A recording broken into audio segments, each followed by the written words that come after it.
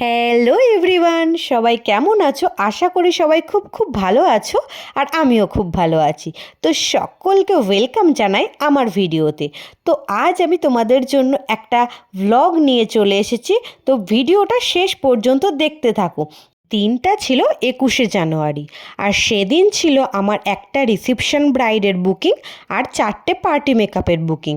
তো সেদিন রীতিমতো সকাল সকাল বেরিয়ে পড়েছিলাম স্কুটি নিয়ে, আর লোকেশনটা ছিল আমার কাছাকাছি, খুব বেশি দূর লোকেশনটা কিন্তু ছিল না। তো সকাল সকাল বেরিয়ে পড়েছিলাম, তারপর পৌঁছে গিয়েছিলাম ব্যাগ, রিং লাইট, হেলমেট সব নিয়ে। তারপর ক্লায়েন্টের ননদ আমাকে রুমে নিয়ে গেল, বললো যে এই রুমটাতে তুমি ওকে রেডি করবে। দেন তারপর প্রত্যেকটা প্রোডাক্ট খাটের উপরে গুছিয়ে নেওয়া হলো। অবশেষে আমার ব্রাইড চলে আসলো। এই হলো আজকে আমার রিসেপশন ব্রাইড। তাড়াতাড়ি করে ওর বিফোর লুকটা আমি নিয়ে নিলাম। তারপরে ক্লায়েন্টের মেকআপ শুরু হলো। অ্যাকচুয়ালি কি জানো তো, রিয়েল ক্লায়েন্টের ক্ষেত্রে না মেকআপের টিউটোরিয়াল নেওয়াটা পসিবল হয় না। এতটাই প্রেশার থাকে, চারিদিকে লোকজন বারবার রুমের মধ্যে ঢোকে, প্লাস প্রচুর কাজ থাকে, তারপর সঙ্গে পার্টি মেকআপও থাকে। তার জন্য প্রত্যেকটা ক্লিপ কিন্তু শেয়ার করা পসিবল হয় না। অ্যাকচুয়ালি ক্লিপগুলো নেওয়া হয় না, হয়ে ওঠে না। তো যতটুকু ক্লিপ নিতে পেরেছি ততটুকু তোমাদের সঙ্গে শেয়ার করছি। তো দেখো, হাইলাইটার লাগাচ্ছিলাম ক্লায়েন্টকে। দেন দেখো, এই যে আমার ক্লায়েন্টের ফুল লুক কমপ্লিট হতে চলেছে।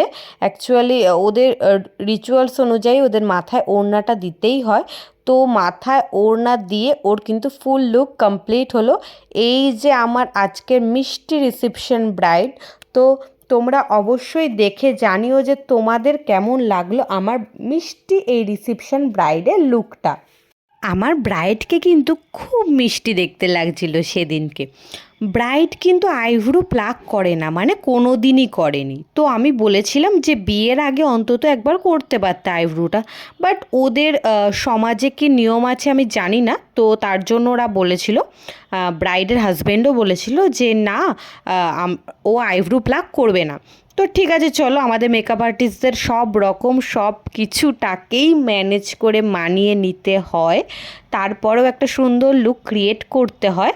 তো আমি সেটারই চেষ্টা করেছিলাম। দেখো, এইরকম একটা সুন্দর লেহেঙ্গা পরেছিল আমার ব্রাইড, আর এটা খুব কাছের থেকে একটা ভিডিও ক্লিপ নেওয়া হচ্ছিল। তো আমার ব্রাইডের কিন্তু কোনো তেমন ডিম্যান্ড ছিল না। ইভেন আমার ব্রাইডকে সাজাতে বসার থেকে ও কিন্তু একটাও কথা পর্যন্ত বলেনি। যখন ওকে আমি হাইলাইটার লাগাচ্ছিলাম, আমি বলছিলাম একটু স্মাইল করো, একটু স্মাইল করো, আমার সঙ্গে যে ছিল সে বলছিল একটু স্মাইল করো, ও কিন্তু কিছুতেই হাসছিল না। অ্যাকচুয়ালি এতটাই চুপচাপ, এতটাই শান্ত আমি কখনোই কোনো ব্রাইডকে বা ক্লায়েন্টকে দেখিনি এখনো পর্যন্ত। তবে কিন্তু খুব মিষ্টি মেয়ে।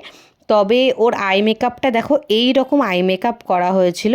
আর যেহেতু ওর আইব্রো করা ছিল না, প্লাক করা ছিল না, তো আমি আমার মতো করে সুন্দর করে ওর আইব্রোটা ড্র করার চেষ্টা করেছি।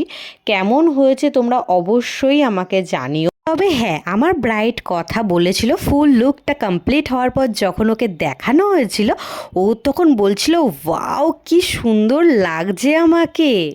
ব্রাইডকে সাজানোর পরে চলে গিয়েছিলাম পার্টি মেকআপ করানোর জন্য। তো আমার ছিল সেই দিনকে 4টে পার্টি মেকআপ। এটা ছিল আমার পার্টি মেকআপের ফার্স্ট ক্লায়েন্ট। ভিডিও নেওয়া পসিবল হয়নি, তাই জন্য কিছু ফটোস তোমাদের সঙ্গে শেয়ার করলাম।